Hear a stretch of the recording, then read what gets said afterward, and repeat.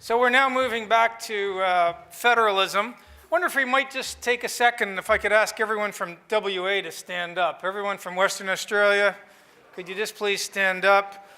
Now, I think the rest of us should acknowledge the fact that 70 cents on the dollar from these people are coming to those of us on the Eastern Seaboard, and thank them.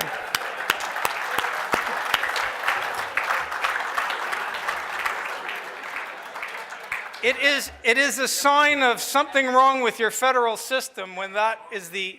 Sorry, you can sit down now. He wants extra thanks. It's related, of course, to GST to the fact that we are pretty much the only democratic federal system in the world where the sub-sovereign state, land, or province does not have income tax power.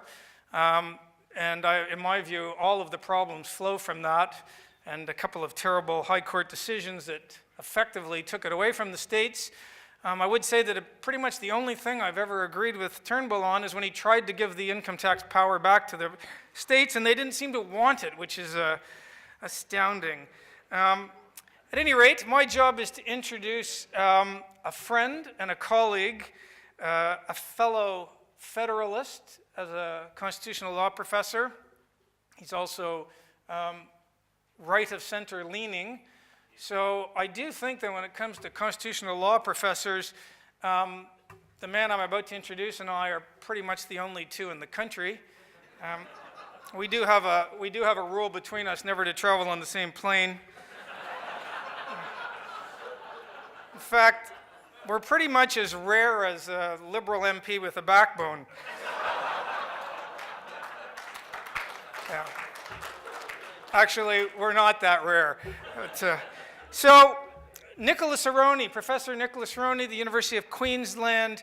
I'm not gilding the lily here. He is the leading Federalist constitutional law scholar in the country. He is massively widely published, and he knows more about this topic than anyone, so it should be a treat for you to hear what he has to say this morning. So if you'd all join me in welcoming to the stage my friend and colleague, Nick Aroney. Thanks, Jim. Your check's in the mail.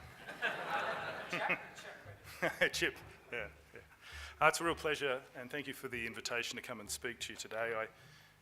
My title could have been The Prospects of Freedom of Religion in Australia, but because a by-election has intervened and the Religious Freedom Panel that I was part of, the report hasn't been made public, I thought, well, I'll play it safe and not talk about that at all.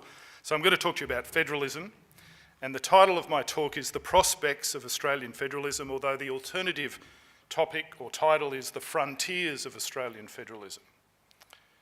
And it seems to me that the frontiers of Australian federalism are potentially as numerous as the many ways in which federalism infuses Australian law and politics. There are frontiers, even historically, about how we understand the very foundations of the Federation and about what makes the federal constitution binding. And these in turn have implications for how we understand the ways in which it could be amended in the future. There are also frontiers in the practical working of our bicameral system of parliamentary representation, especially the Senate, and ongoing questions about its reform. I think the Senate's the one thing, and I, Jim, disagree most about, but we're not going down that path today. There are also frontiers in the use by the Commonwealth of its legislative, executive and financial powers, a long-standing issue that has seen the scope and volume of federal administration grow in virtually every decade since Federation. And there are frontiers in the relations between the federal, state and territory governments, a murky landscape in which not all that happens is open to public view or democratic accountability. In each of these respects, our federal system displays a kind of path dependency. By path dependency, I mean the phenomenon that future directions open to an individual, a group of people, an institution, or even an entire society are often shaped by history. They are shaped and constrained, not inexorably, but effectively nonetheless, by institutional decisions and pathways taken in the past. Let me give some examples, and I'll begin with processes of formal constitutional change.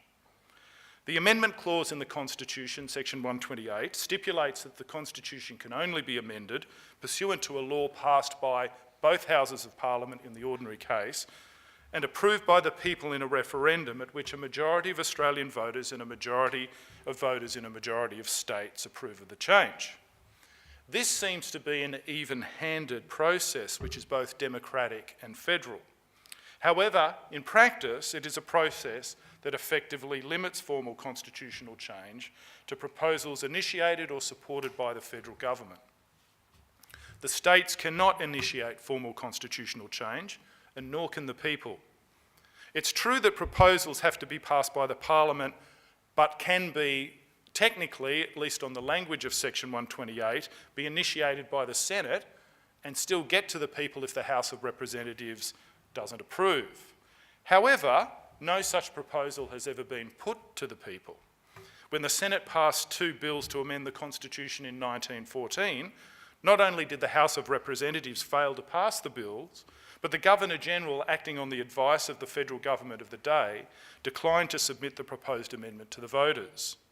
So in practice, proposals to amend the Constitution are inevitably initiatives of the federal government. This effective monopoly has meant that the preponderance of proposals that have gone to referendum have involved an increase in federal power in one way or another. And this in turn has contributed to the unpopularity of such proposals. Lacking consensus support, the proposals have most often failed the first referendum hurdle, a majority of Australian voters, let alone the second hurdle of a majority of states. Even attempts to reform the amendment process itself in order to open it up to the initiative of the states have failed, precisely because the federal government has not been prepared to give up its monopoly. For example, the Constitutional Commission of 1988 recommended that half of the states, representing a majority of Australia's population, be enabled to initiate a referendum. But the Commonwealth chose not to implement the recommendation, or try to even. Why, after all, would it give up its monopoly? A similar path dependency characterises the Commonwealth's exercise of its legislative powers and the High Court's approach to interpreting the federal division of powers. The common law doctrine of precedent institutionalises a kind of path dependency. Past cases constitute authoritative determinations which bind decisions in the future.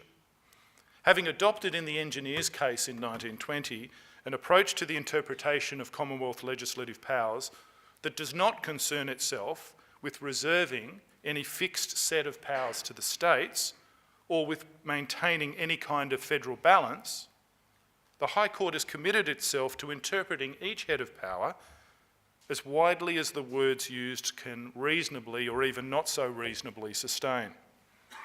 All that the court looks for in a federal law is a sufficient connection to the subject matter of a head of power, and it doesn't matter if the material substance of the law is concerned with some topic that lies outside the Commonwealth's stipulated powers.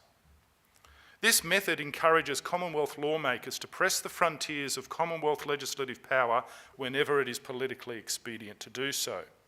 Take as an example the Rudd government's Australian Charities and Not-for-Profits Act 2012, and with apologies to Gary Johns.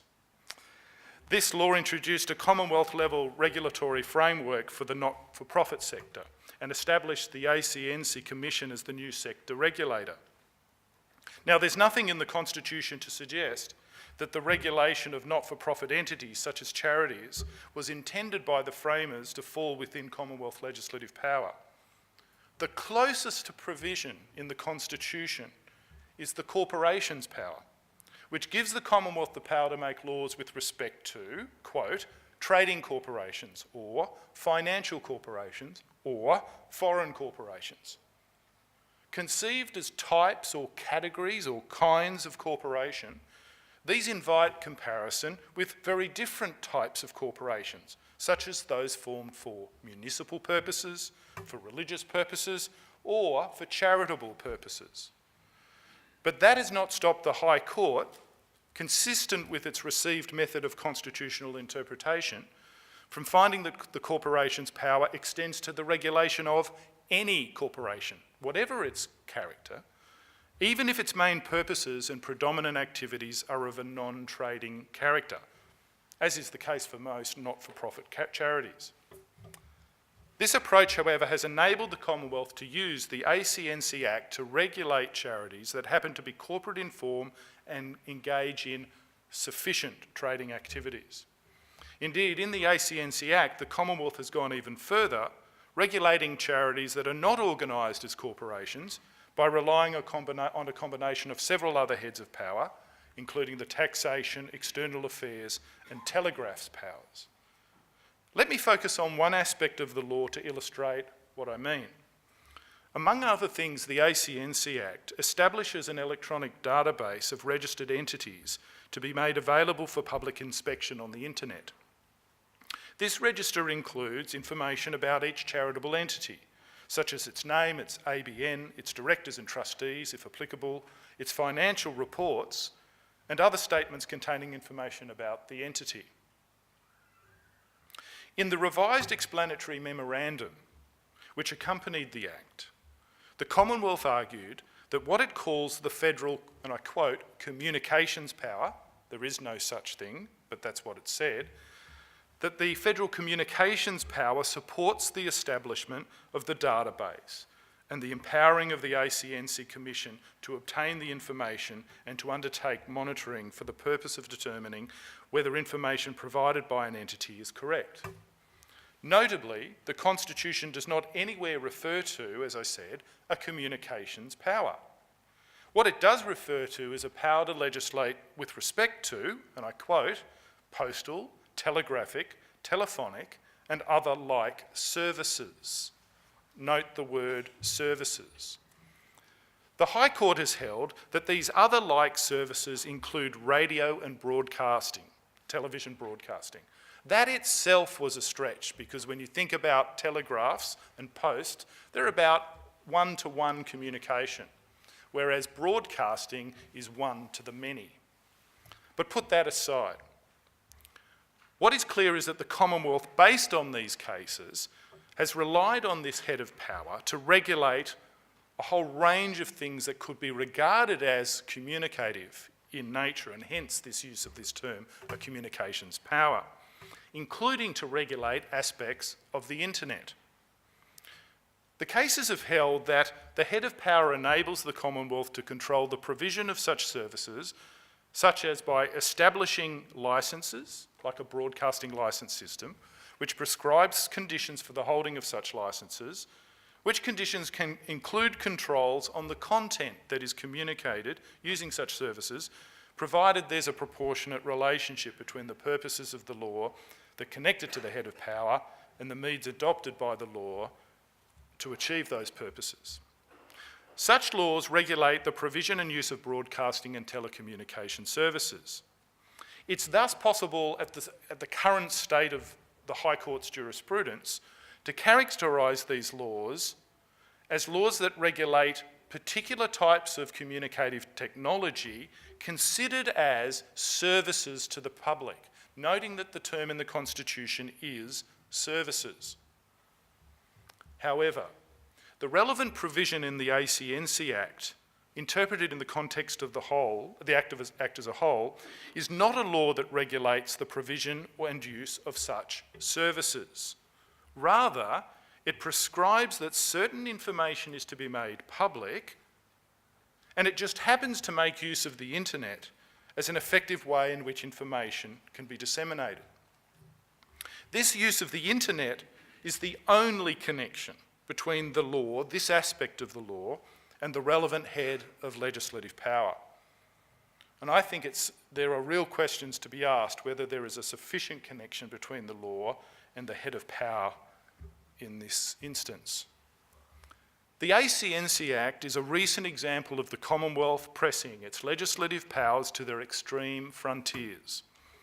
But in the absence of a constitutional challenge to the legislation, it's only because there's currently a government-commissioned inquiry into the Act that some of these issues may possibly be addressed, but we have to wait and see.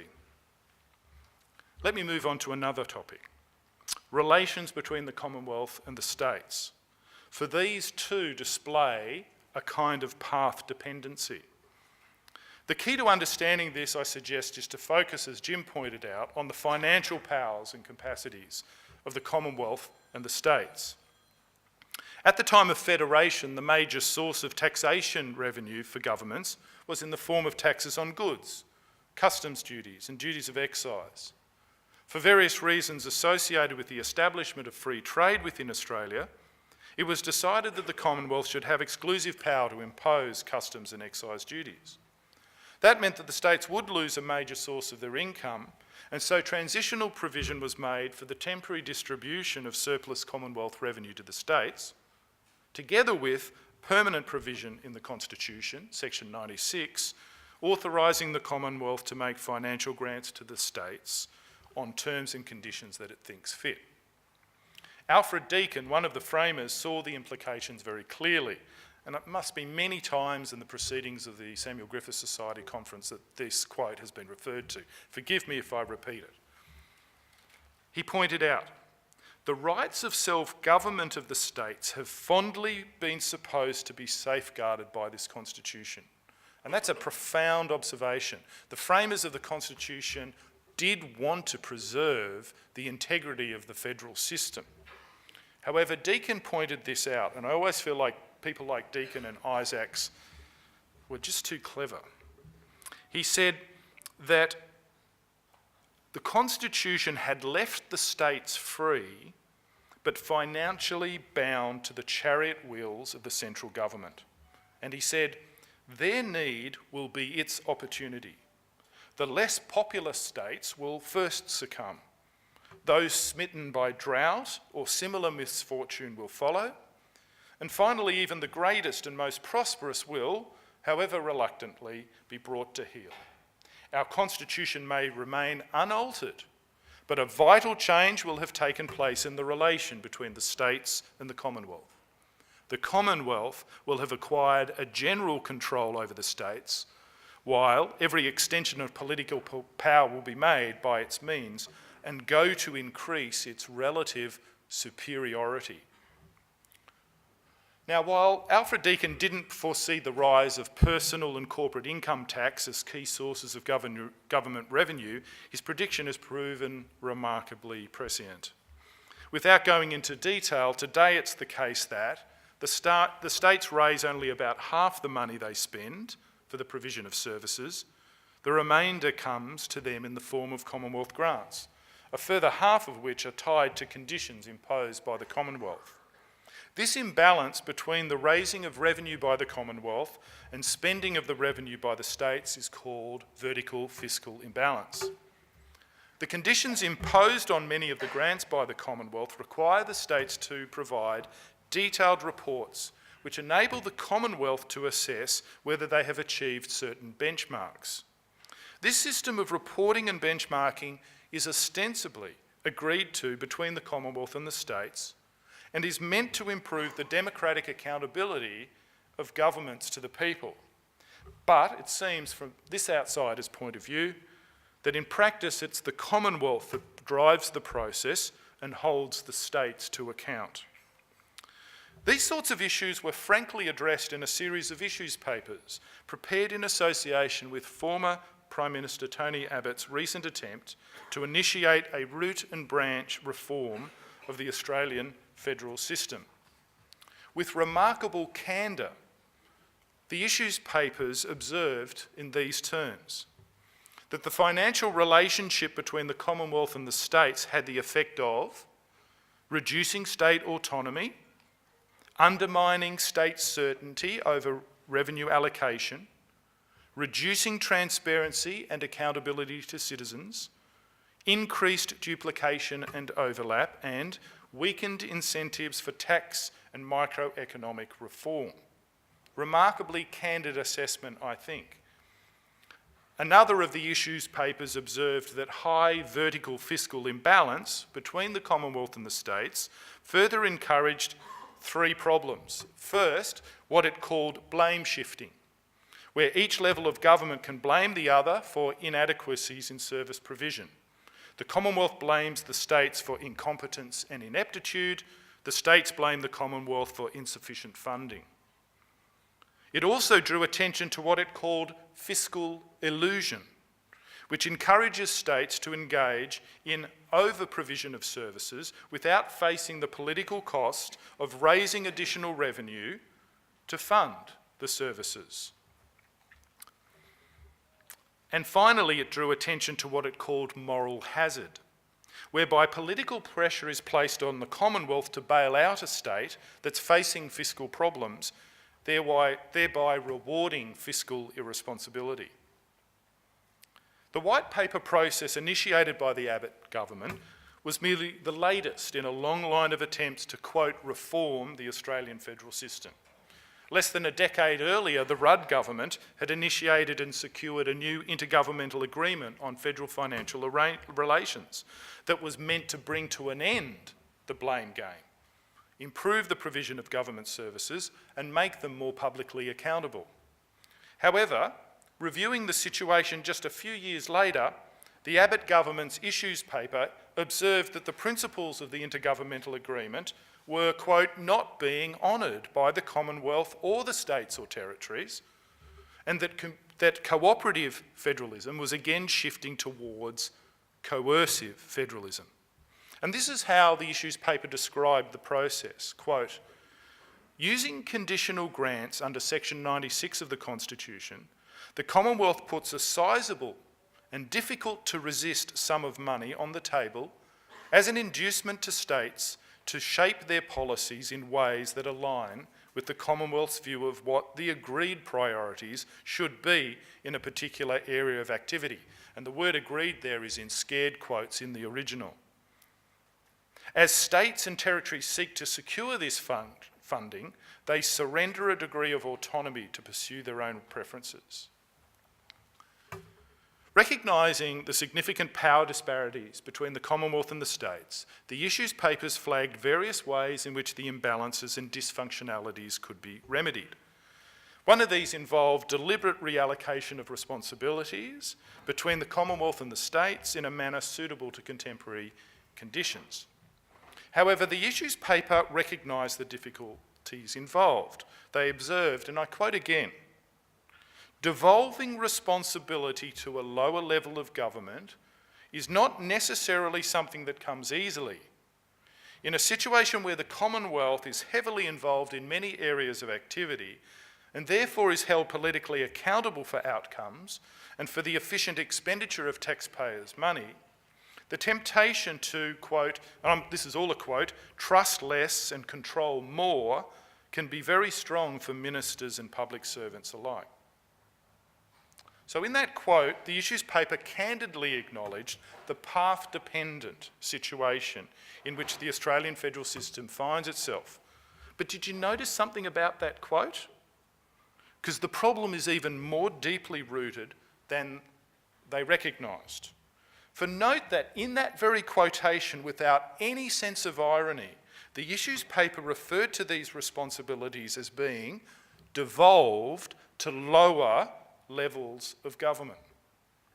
This is not the language of federalism. That's the language of devolution. It's the language one encounters in unitary states, like the United Kingdom, which have gone through the process of devolving formerly centralised powers on constitutionally lower levels of government.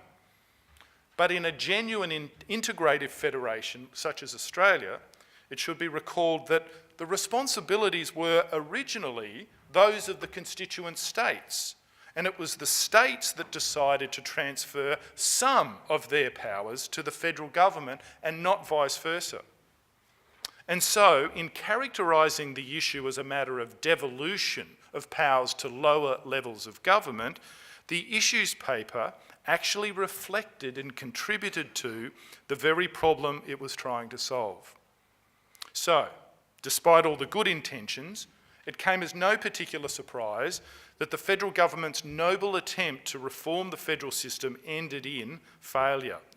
Somebody wrote here abysmal, but I won't say that publicly. As I have tried to show in other work, there are lessons to be learned from other federal countries concerning the ways which federal systems can effectively be reformed.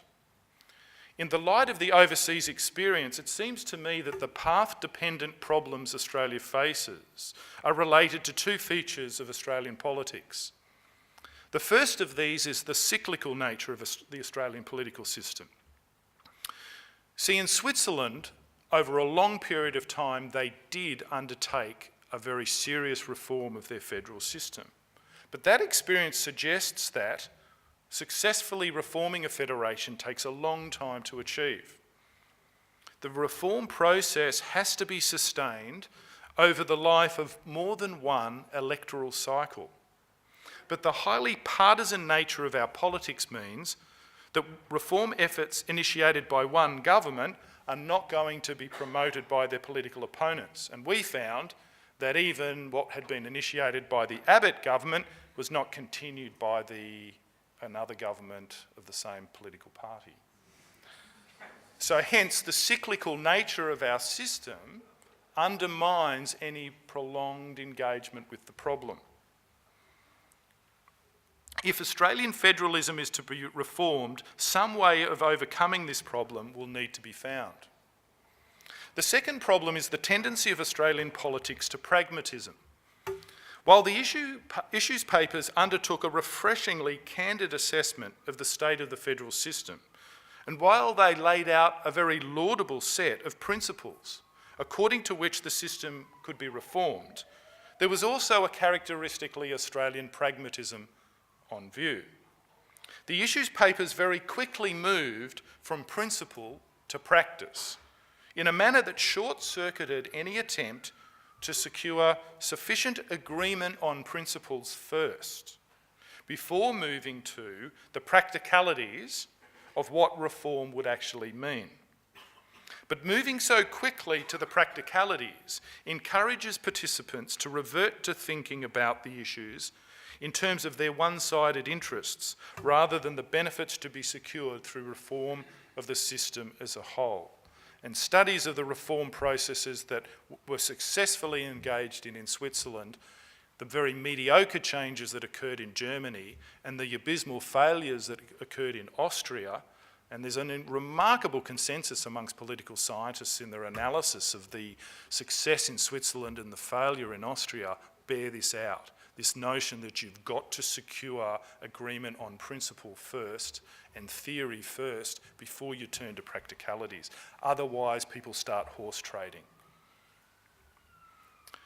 So in conclusion, in these many and varied ways I propose, the Abbott government's white paper process demonstrated once again the path-dependent nature of Australian federalism.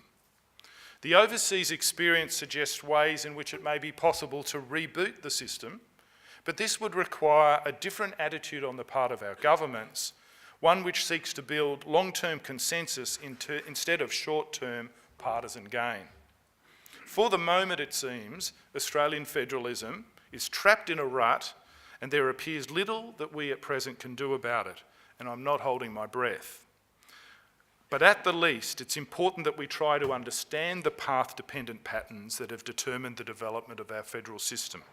Without such an understanding, our attempts to reform the system are unlikely to be successful. Thanks.